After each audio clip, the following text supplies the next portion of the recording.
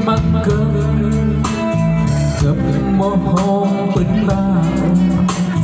băng dừng cực tách tan con chắc ra ngần đâm bà anh cấp nhon nằm xoa bằng đeo cặp mắt đi cho tình năm nào bằng họ tôn chim nắp tơ là gấp ban tâm đi trong bờ cơn mong quanh tùn nông hết ông giờ làm mày cùn hel mà đường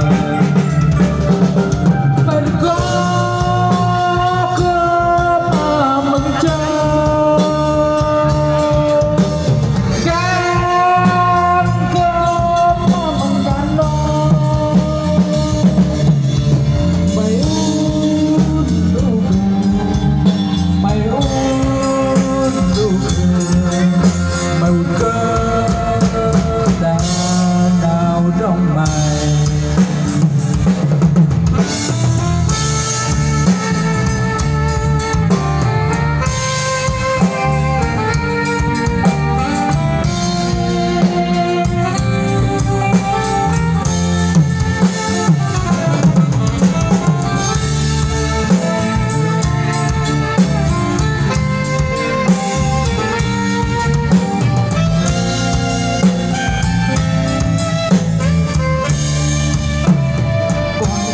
chim mắt cơn